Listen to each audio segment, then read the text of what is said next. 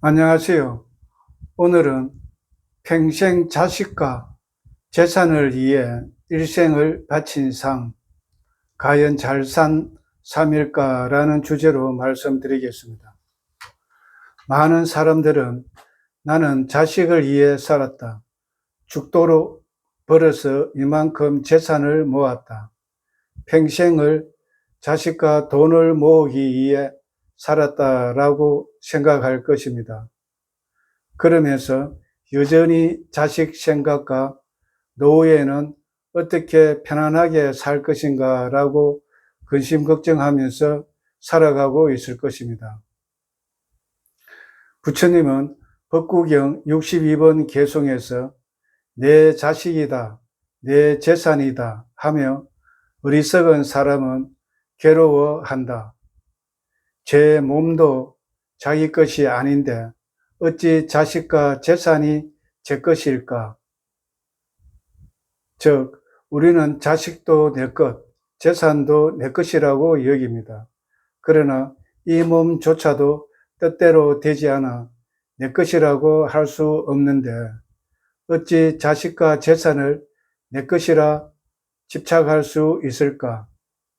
집착하면 어리석은 자가 되겠죠.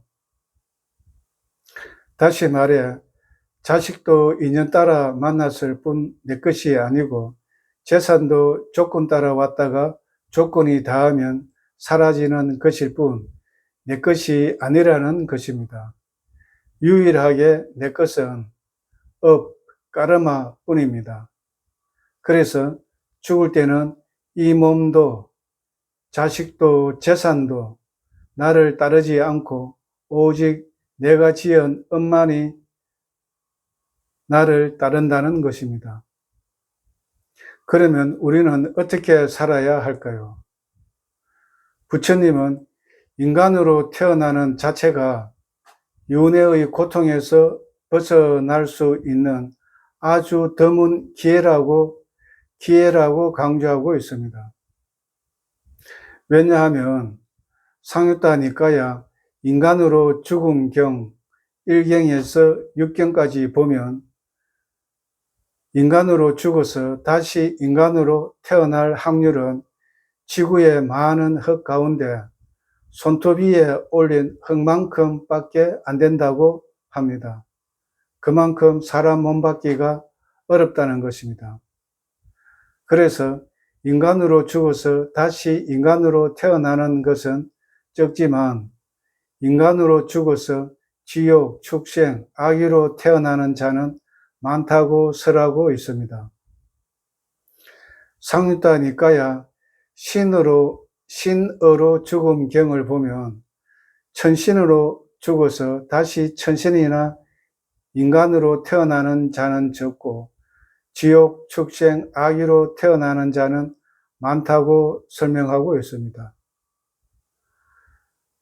또 상유타 니까야 지옥에서 죽음경 1경에서 6경까지 보면 지옥에서 죽어서 천신이나 인간으로 태어나는 자는 적고 지옥, 축생, 악의계로 태어나는 자는 많다고 설하고 있습니다.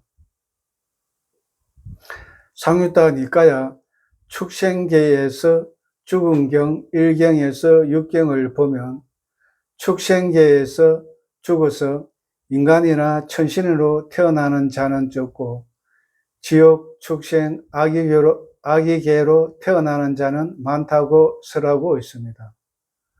또 상유타 니까야 악의계에서 죽음경 1경에서 6경까지 보면 악의계에서 죽어서 다시 인간으로 태어나는 자는 적고 지옥, 축생, 악의계로 태어나는 자는 많다고 설하고 있습니다. 이처럼 다시 인간으로 태어난다는 자체는 희유하다, 즉 아주 드문 일이라는 것입니다. 그리고 부처님은 초기 경전 앙구타라 니까야의 우다이경 등 여러 경에서 제가 불자나 애도 수행자 등 초심자에게 순차적인 가르침을 설하고 있습니다. 순차적인 가르침이 무엇인지 구체적으로 살펴보면 먼저 보시하고 계를 지키고, 계는 5계를 의미합니다. 보시하고 5계를 지키면 천상에 태어난다는 시계생천의 가르침을 설합니다. 그 다음에 천상세계의 즐거움과 감각적 욕망의 쾌락은 무상하고 달콤함은 적고 고통은 길다는 이언과 출리의 공덕을 설해서 마음이 부드러워지고 삼보에 대한 믿음 등이 생길 때 마지막으로 사성제의 가르침을 통해 열반을 실현하게 한다는 것입니다. 여기서 출리의 공덕은 사마타와 이빠사나 수행 등을 통해 감각적 욕망의 가래를 제거하여 열반을 실현할 수 있다는 것입니다. 이와 같이 부처님은根기가 약하거나 법을 잘 이해할 수 없는 제가불자나 예도 수행자 등 초심자에게 먼저 보시와 계를 지켜 천상에 태어나도록 가르치고 있습니다. 부처님은 왜 시계생천을 강조할까요?